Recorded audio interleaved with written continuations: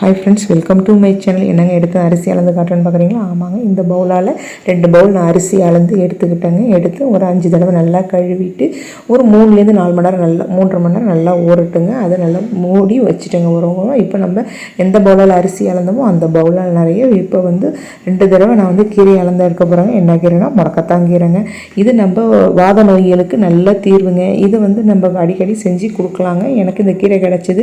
சரி, இது மெஷர்மெண்ட்டோட சொன்னால் சில பேர் ரொம்ப குழப்பாக இருக்கும்னு செய்ய மாட்டோம். இந்த மெஷர்மெண்ட்டோட நீங்கள் ஊற வச்சு அரைச்சி பாருங்கள். உங்களுக்கு தோசை நல்லா மெலிசாக சூப்பராக வரும் ஃப்ரெண்ட்ஸ். இப்போ நான் இதை பாருங்கள், அது கீரையை போட்டுட்டு அது ஃபுல்லாக தண்ணி போட்டு கொஞ்சம் உப்பை போட்டுட்டு கொஞ்சம் நேரம் அப்படியே வைங்க. இதை மாதிரி கையால் செய்யும் போது அதுக்கு நச்சுத்தன்மை இறங்கிடும். அப்புறம் நம்ம வடிகட்டியில் மாற்றி வச்சிடலாம். கொஞ்சம் நேரம் அப்படியே இருக்கட்டும் உப்போடு அப்படின்னு மூடி வச்சிருக்கு. கொஞ்சம் நேரம் கழிச்சு நம்ம வடிகட்டியில் மாற்றி நல்லா ஒரு 4-5 தடவை நல்லா கழுவி வச்சுருங்க. இப்போ ஒரு 3.5 மணி நேரம் கழித்து அரிசியை நான் இப்போ கிரைண்டரில் போட்டாச்சு. நல்லா நல்லா நம்ம மழை அரைச்சி எடுத்துக்க வேண்டியதுதான். அதுக்குள்ளே நான் கீரையும் நம்ம நல்லா கழுவி நான் வடிகட்டியில் நான் வச்சுருக்கேன். இந்த முடக்கத்தான் கீரைன்னும் போது உங்களுக்கு என்ன ஞாபகம் சொல்லுங்கள். அதில் இருக்கிற ஒரு காயை வெடிக்கும் போது பட்டாசு மாதிரி ஒரு வெடிக்கிற சத்தம் வரும் இல்லையா? இது நம்ம ஸ்கூல் நாளில் நம்ம நடந்து போகும்போது எங்கள் வெளியில் இருந்த செடி இருந்ததுன்னா அந்த காயை பிரித்து வெடிக்கும்போது நம்ம பட்டாசு சத்தம் வரல. இது யாருக்காவது உங்களுக்கு நீங்கள் ஸ்கூல் டேஸில் செஞ்சுருக்கீங்களா இல்லை இப்போ செஞ்சுருக்கீங்களான்னு கமெண்ட்டை சொல்லுங்கள் ஃப்ரெண்ட்ஸ். இப்போ பாருங்கள், நான் கீரை நல்லா கழுவி வடிகட்டியில் வச்சுருந்தேன்.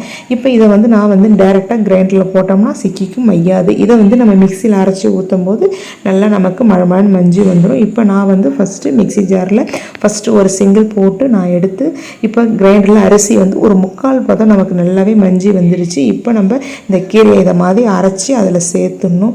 நான் கீரையும் 2 சிங்கிளாக தான் மிக்சியில் போட்டு அரைச்சி நான் எடுத்தேன். இப்போ பாருங்கள், நான் அடுத்த சிங்கிளும் அரைச்சி எடுத்துகிட்டு வந்துட்டேன். இப்போ அதோட அதையும் சேர்த்து நல்லா மழை வர்ற மாவு நல்லா தோசை அளவு ரொம்ப பொறப்பாக தேவையில்லை, நல்லா மழையை நம்ம அரைச்சி எடுக்கலாம். இப்போ பாருங்கள், கீரையோட எல்லாம் மிக்ஸ் ஆகிடுச்சு. இப்போ இதுக்கு இந்த மாவுக்கு தேவையான உப்பை நான் இப்போ கிரைண்டர்லேயே நான் போட்டுட்டேன். பாருங்கள், நல்லா மழைன்னு வந்துருச்சு ஃப்ரெண்ட்ஸ். இப்போ இதை நான் வலித்து நம்ம ஒரு பவுலில் மாற்றி வைக்க வேண்டியதான். இப்போ பாருங்கள், நான் எல்லாத்தையும் கிரைண்டர்லேருந்து இந்த பவுலுக்கு நான் எல்லாத்தையும் ட்ரான்ஸ்ஃபர் பண்ணிடுறேன். இப்போ பாருங்கள், எனக்கு அரைச்சி எடுத்தால் இந்த அளவு வருது. முடக்கத்தாங்கீரையில் முக்கியமான ஒரு விஷயம் என்னென்னா, நம்ம முடக்கத்தாங்கீரை தோசை ஊற்றி சாப்பிட்றோன்னா ஒரே தடவை சாப்பிட்டுட்டு இது பண்ணக்கூடாது ஃப்ரெண்ட்ஸ். இன்னொரு தடவையும் மறுநாள் நம்ம ஊற்றி சாப்பிடணும். அப்போ தான் உடம்புக்கு எடுக்காதுன்னு சொல்லுவாங்க. அது எதுக்குன்னு காரணம் எனக்கும் தெரியாது. இதெல்லாம் வீட்டில் சொல்லி நான் கேட்டிருக்கேன், அம்மா பாட்டிங்கெல்லாம் சொல்லிட்டு. இப்போ ஒரு கிண்ணத்தில் ஊற்றி நான் ஃப்ரிட்ஜில் எடுத்து வச்சுட்டேன். இப்போ இது ஒன்று நான் நைட் அரைச்சேன் இல்லையா, மறுநாள் காலைல ஊற்றுறதுக்கு நல்லா புளிச்சு இருந்தது. இப்போ மாவை எடுத்து நான் கிண்டி பார்க்குறேன். மாவு நல்லா கெட்டியாக இருந்தது. கொஞ்சமாக தண்ணி கலந்து தோசை பதத்துக்கு நல்லா தோசை ஊற்றுற பதம் நம்ம எந்த அளவு நமக்கு தேவையோ அந்த அளவு நான் தண்ணியை ஊற்றி அதில் கரைச்சி எடுத்துக்கிட்டு தோசைகளில் வச்சாச்சு. தோசைகள் நல்லா ஹீட் ஆகிட்டுருக்கு. அதுக்குள்ளே இப்போ பாருங்கள், நமக்கு சூப்பராக இப்போ தோசை வரும் பாருங்கள் ஃப்ரெண்ட்ஸ். இப்போ பாருங்கள், நான் ஊற்றிட்டு பாருங்கள் எவ்வளோ மெலிசாக இழுக்கிறேன். அவ்வளோ மெலிசாக இழுக்கும்போது தோசை நமக்கு சூப்பராக வரும். அதே சமயம் கிரிப்ஸியாகவும் கொஞ்சம் நமக்கு இருக்கும். இதுக்கு என்னென்னா கொஞ்சம் வேகிறதுக்கு டைம் கொடுக்கணும். இப்போ கொஞ்சம் வெந்துருச்சு. இப்போ தோசை வெந்ததும் லைட்டாக நமக்கு ஓரத்தில் லைட்டாக அதே தூக்கிக்கும். இப்போ பாருங்கள், நல்லா நம்ம எடுத்து விட வேண்டியதான். இப்போ பாருங்கள் ஃப்ரெண்ட்ஸ், எவ்வளோ மெலிசாக இருக்குது தோசைன்னு சொல்லிட்டு. இது மெயினாக முடக்கத்தாங்கீரை நம்ம 2 எலும்புகளுக்கு நடுவில் இருக்கிற ஜவ்வு பிரச்சனைக்கு நல்ல தீர்வாக இருக்கும். தோல் வியாதிக்கும் நல்ல ஒரு தீர்வாக இருக்கும் முடக்கத்தாங்கீரை. நமக்கு உங்களுக்கு கிடைச்சதுன்னா மறக்காமல் இதை இந்த மாதிரி தோசையாக செஞ்சு சாப்பிடுங்க ஃப்ரெண்ட்ஸ்.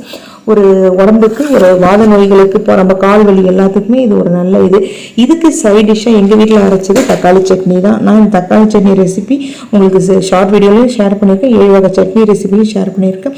மறக்காமல் பாருங்கள் ஃப்ரெண்ட்ஸ். நமக்கு சூப்பரான டிஃபன் ரெடி ஃப்ரெண்ட்ஸ்.